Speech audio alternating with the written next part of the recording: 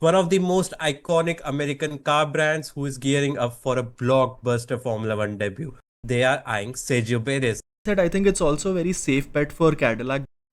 At this juncture, if we truly want to level the playing field with the Rex changes next year, I think Alpine should do a bigger and better job of trying to get Bottas, because that's also one of the rumors that have been going around. So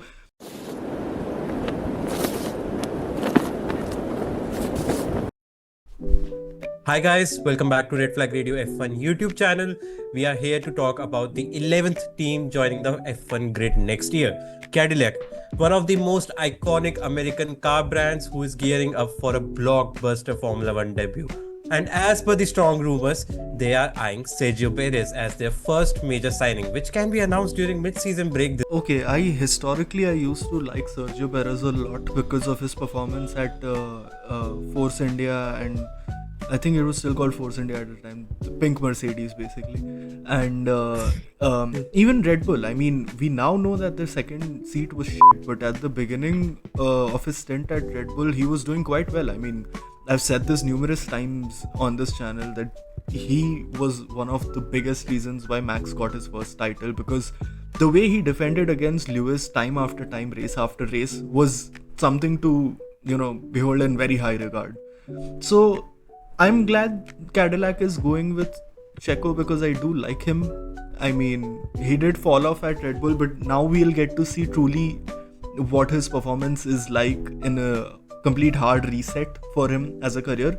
And that being said, I think it's also a very safe bet for Cadillac, because you realize as a new team, your best bet would be to hire people who have already driven a lot for F1, or if not both drivers, at least one experienced driver who can sort of help you develop the car year after year. So Checo is a very comfortable move, I would say, for Cadillac, and I think if anything, Cadillac should be glad with this decision. So yeah, I think if you're Cadillac, you should be happy. He is a very illustrious and consistent driver, more or less, and he was briefly the tire doctor at Red Bull as well. I mean, the way he used to manage his tires, it was amazing, especially in the 2022 season. So from both parties concerned, it's a very, very safe move. Checo gets his F1 seat back, and Cadillac gets a very trusty old driver. Yeah, let's be honest. Their short-term goals would be to at least be on this grid for some time, because historically, if we go back to like 2010s, we have seen Caterham, HRT, those teams came and couldn't even survive for long. But then if we talk about Haas, who is still in the mix and probably not the fastest car by any means, but at least they are there. And now another American manufacturer joining the grid, which is a huge deal for Formula One. We know there are 3 races in US, there's Miami, there's Austin, there's Las Vegas, and we have this drive to survive effect as well, which is bringing fans to Formula One. And we also saw this F1 movie, which was Hollywood blockbuster. So we can see the influence that is brought up by the American market and Formula One, and why their focus is on American soil. And that's the reason why Cadillac is also joining. And now moving on to the another American side driver from Mexico, Sergio Perez. I think that makes sense. 6 wins, 39 podiums. He had his highs, he had his lows, and he's the one of the most experienced drivers on the grid. So, and as you rightly pointed out, he was the tire whisperer as well. So he brings that experience. He has that winning races mentality as well, and that experience will definitely help Cadillac to move forward. And not to forget that sponsorship pull which Sergio Perez always brings, man. The amount of sponsors just that are associated with Sergio Perez, this is something that will definitely help Cadillac to move forward as a team who is just starting their journey here. So whatever funding, whatever global interest they can pull with this move, I think that definitely makes sense. And by any means, I don't think this move can go wrong for Cadillac. Yeah, fair enough. It's a very, very safe choice on both sides, and it is a little bit too safe in my opinion. But then, to be fair to Sergio, I mean, he did amazingly with Force India. He did amazingly with Racing Point as well. I mean, that pink Mercedes, say what you will, but the other driver could not extract that kind of performance, and we both know who the other driver was. So yeah, doing a F1 game simulation on the real track, going from last to first and stuff like that, and that last to first gameplay type of performance is what got him the Red Bull seat in the first place. So yeah, at least in the recent history, he has been great in my opinion, because 22 and 21 there were still lots of moments of brilliance from Sergio when the car was not necessarily just surrounded around Max Verstappen. So yeah, I think, be that as it may, a safe choice is still a clever one in this case, because you've got a guy with experience who is consistently capable of keeping the car very, very humble and polite on the tires, and also occasionally someone who can back podiums, man. I mean, he's fought for, we know his love for street tracks. So I mean, with so many street tracks on the F1 calendar now, I think that's a free pass for him to do well at every one of those. Absolutely, man. Like you mentioned his win with Racing Point, and that was the win which guaranteed his spot in Red Bull. And that's the reason why he was able to drive with that team for 4 years. Something we usually don't see with Red Bull these days. If it's not Max Verstappen or Sebastian Vettel, you don't have that many years to stay with that team. But he was there for 4 years. Obviously, the last phase was very hard to watch. But if we go back like to even 2010s, he was doing wonders with that Sauber car, which was nowhere close to fighting for, top end of points. And he got like 3 podiums in 2012. So it was an amazing drive, and he's an amazing driver. He's that tire whisperer who can extract that performance, and something that maybe Cadillac will need during those early days when they would be looking to fight and probably look for that survival. And like we also discussed, the passionate fan base across the US and Mexico will definitely boost that marketability for Cadillac as well. Because when F1 will be going to Mexico, every fan would be cheering for Sergio Perez as well as Cadillac. And obviously, if you are having that spotlight over the whole F1 grid, probably for future you will get some young drivers as well. The only doubts I have at the moment is whether that hunger is still there with Checo Perez, because it could be that case where, let's take an example of Daniel Ricciardo, who was away for some time and he came back, but they were not that grand worthy performances we saw from his side, and that's the reason why he lost the seat mid-season as well. But if that hunger is there and he can drive like old days, probably this move can do wonders for Cadillac as well as for Sergio Perez if he wants to move to even bigger teams and show that why he's one of the most experienced driver on the grid.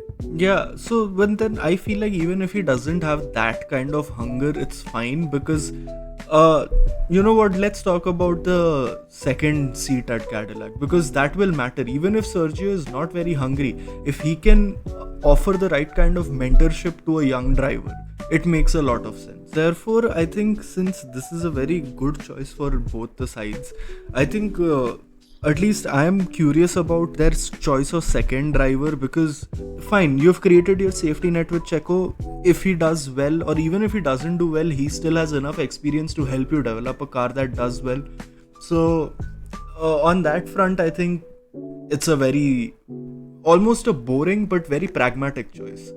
But that being said, I think for the second seat, who do you go with? Because in my opinion, the combination that is had the highest amount of success rate is one young blood and one experienced driver, which is harking back to the F1 movie as well. But yeah, that tends to help a lot, because it just makes sense, right? There is one guy who is willing to die and take risks more often than the other guy, but then the other guy is driven around so much that he can help the young guy get the appropriate kind of mentorship.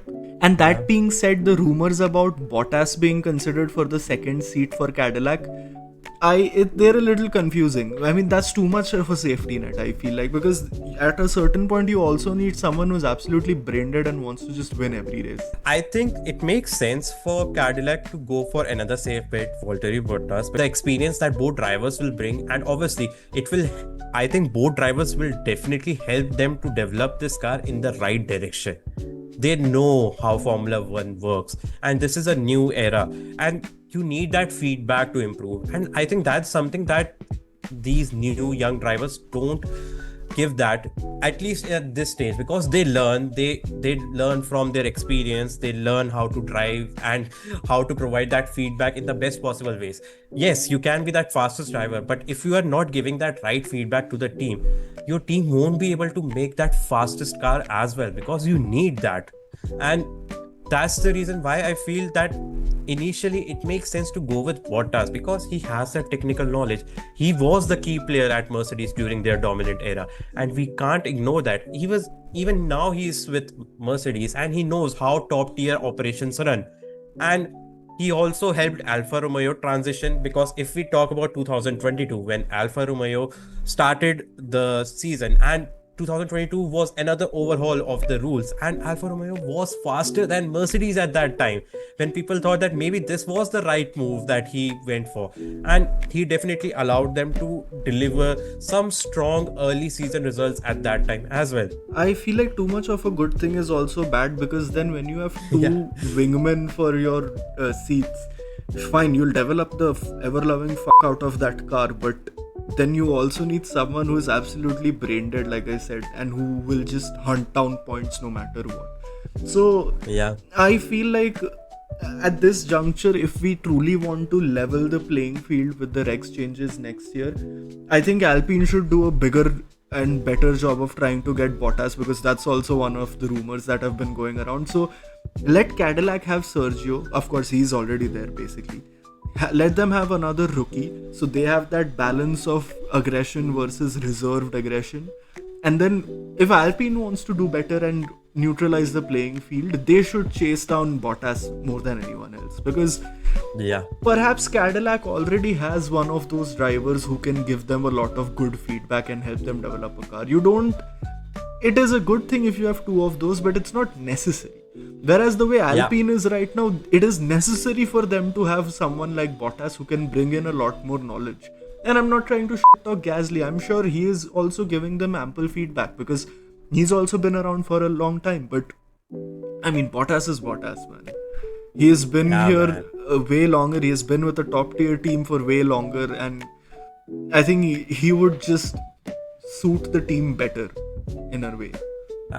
Absolutely. I think if we are sticking to these two teams, I think it makes more sense for Alpine to bring Valtteri Bottas more than Cadillac, if we have to be honest here. Because Alpine is in a situation where nothing is working. I think they went with that mixture of a driver who has that experience and a rookie driver. We saw Jack Doohan. It didn't work. They decided to bring Franco Colapinto, who have some experience, but his experience didn't help that team as much. And that's the reason why the rumors are coming that probably they need more experience. They need that stability, and probably Bottas can bring that stability to this team. So it will be an interesting case. Maybe we have to talk about this later, based on what members they will be signing in, which team, which drivers they would be eyeing up for. But I think at this moment we can say that Sergio Perez to Cadillac looks like a real deal at the moment. Yeah, and therefore many congratulations to Sergio. I mean, I'm very desperately waiting to see how this goes now, because yeah, The Cadillac's American dream is alive on the Formula One grid, and I think their entry into the sport could mark the start of a new era for them as well as for Sergio Perez as well. But let us know in the comments, who would you pick as Cadillac's first driver as well as second driver for the 2026 season. And if you are enjoying these deep dives, please hit that like button and subscribe to Red Flag Radio F1 YouTube channel. We are very close to 400 subscribers now. So it's an amazing place to be in, and I hope you are having great time here. But do let us know who you think will be part of Cadillac for 2026 as well as for future years. But like we always say, when the drama hits, we are waving the red flag. Goodbye.